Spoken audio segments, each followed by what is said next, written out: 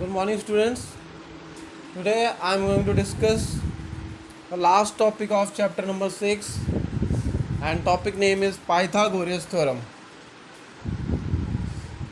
Pythagoras theorem student जो discover करी थी वो एक पाइथागोरस नाम के साइंटिस्ट ने करी थी, वैज्ञानिक ने करी थी, और इन्होंने ये खोज 2000 वर्ष पहले करी थी, 2000 ईयर्स एगो करी थी।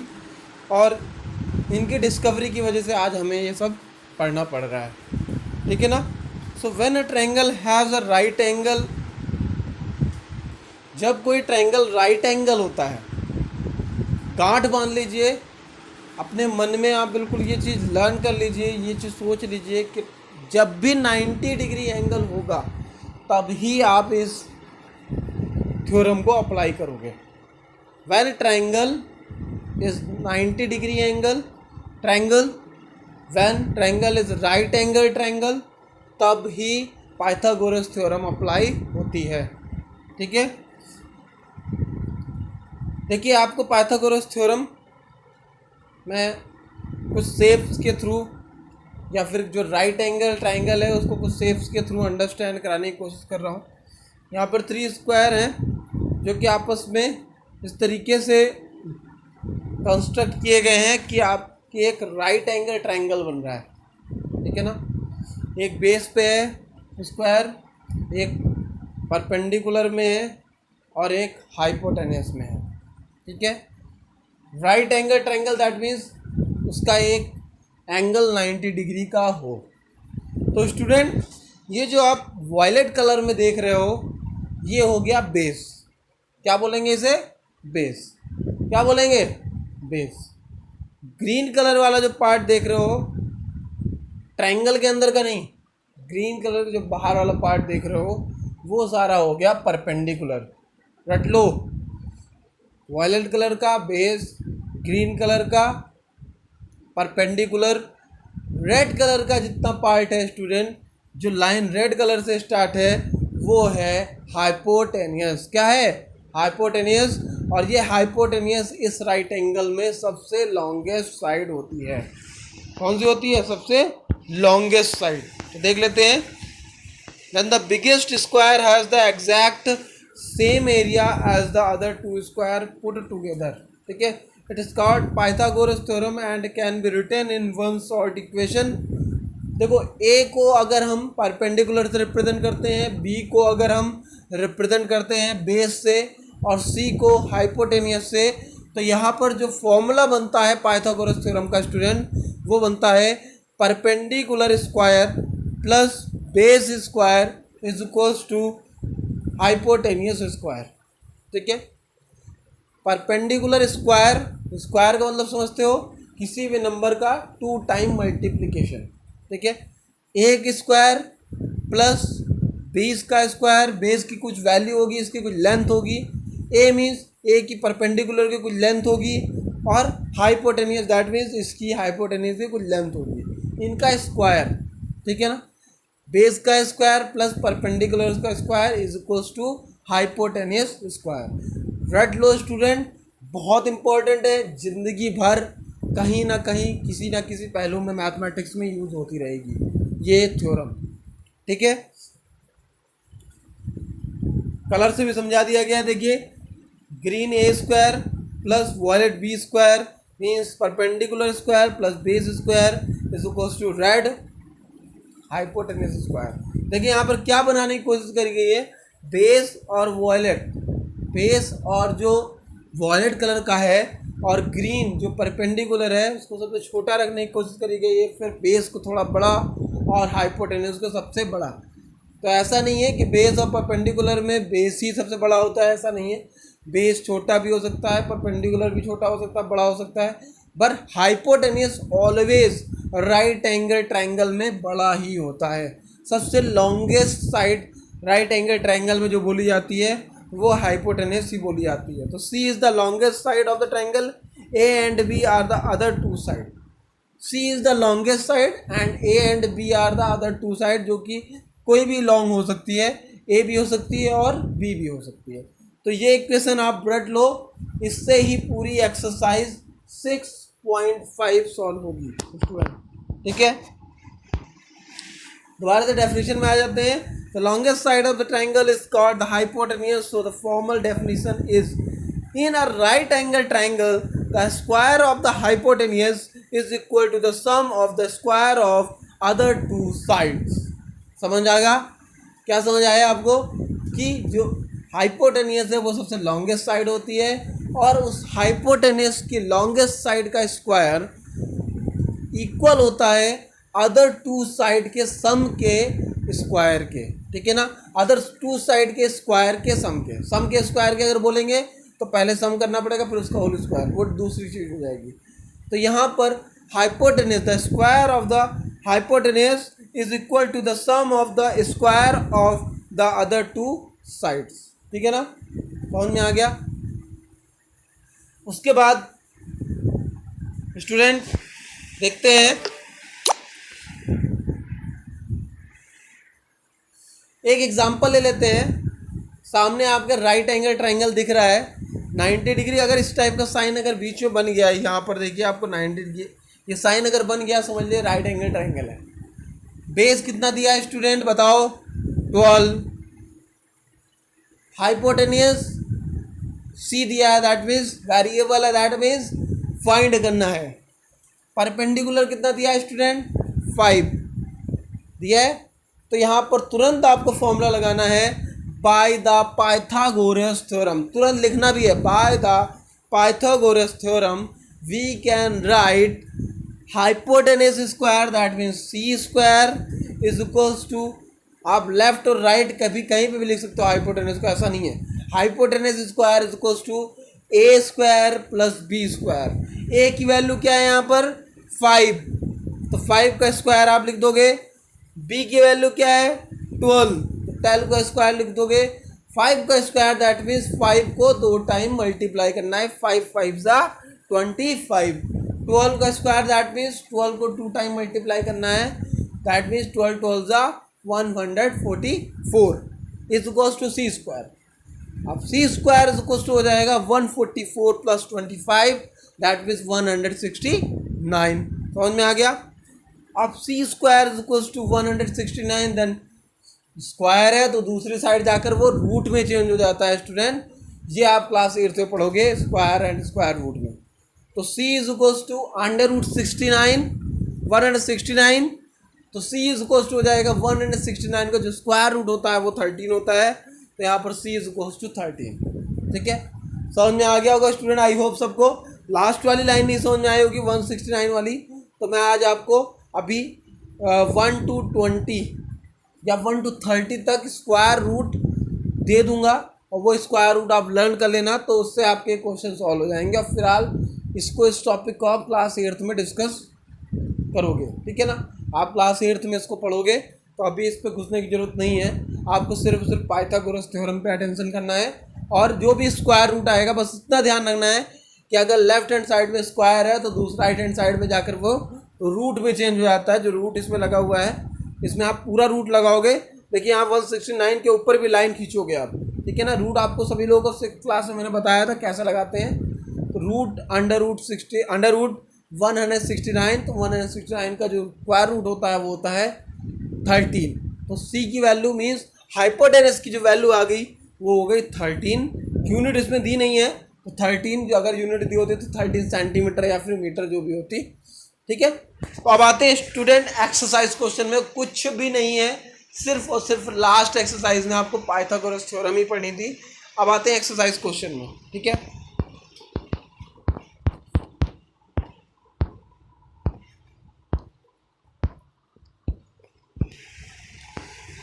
तो स्टूडेंट क्वेश्चन नंबर फर्स्ट देख लेते हैं. स्क्रीन में देखिएगा सभी लोग. P Q R is a triangle right angled eight P. Right angled eight P का मतलब क्या है मालूम है आपको? कि पी जो वर्टेक्स है, जो वर्टेक्स पी है वो ही 90 डिग्री है. ठीक है ना, एक ट्रायंगल पी क्यू आर है जिसमें वर्टेक्स पी 90 डिग्री है. तो आपको फिगर में देख रहा होगा कि पी पॉइंट ही 90 डिग्री पर है. ठीक है, if P Q is equals to 10 centimetre.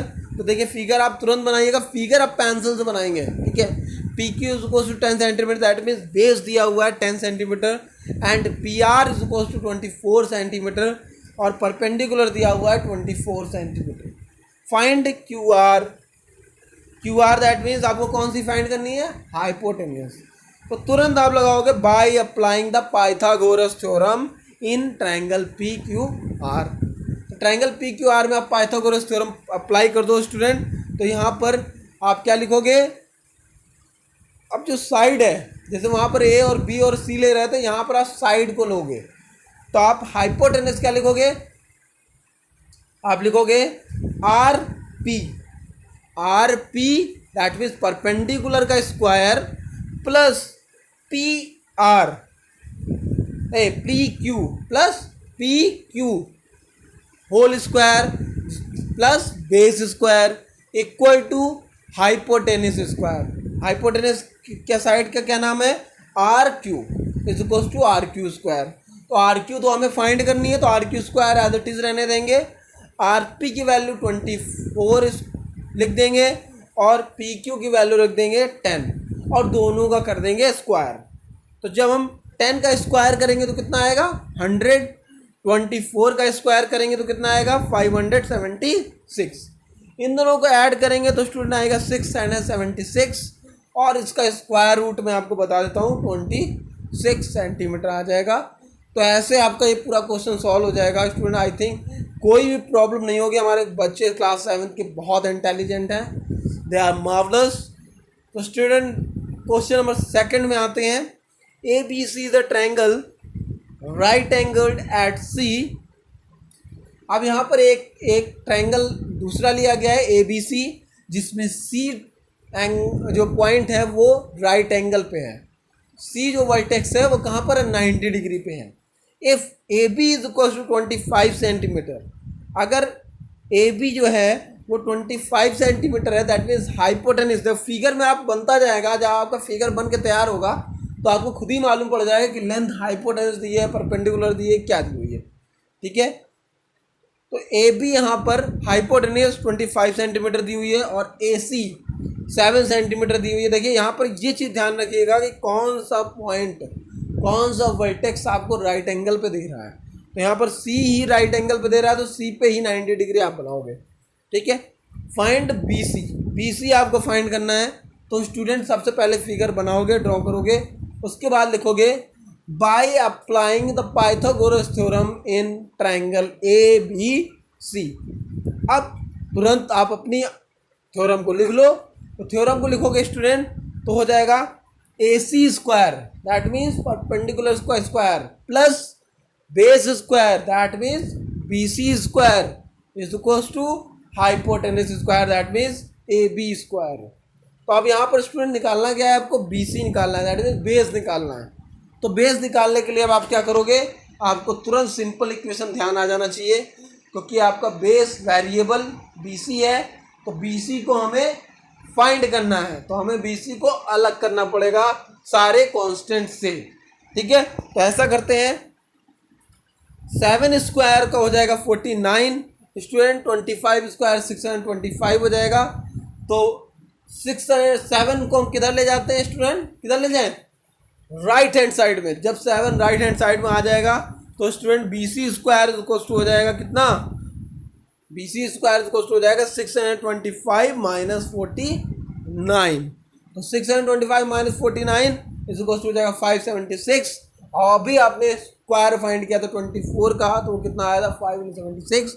तो 576 का जो स्क्वायर रूट होगा वो कितना हो जाएगा 24, और आंसर हो जाएगा बेस की वैल्यू आ गई, वो आ गई 24 सेंटीमीटर। समझ में आ गया होगा सभी को। उसके आते हैं नेक्स्ट क्वेश्चन में स्टूडेंट,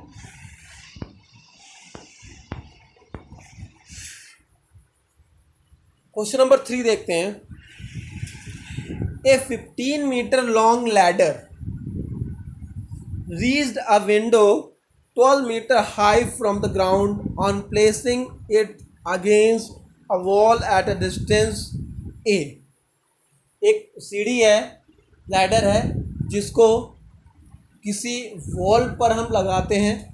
जब भी आप कोई काम करने चढ़ते हो वॉल पे तो आप सीढ़ी तो लगाते हो, तो सीढ़ी आप लगाते हो, वो लैडर को लगाते हो और उसका बेस ज़मीन पे उसको रखते हो और जो उसका सपोर्ट होगा वो कहाँ रखोगे, वॉल पे।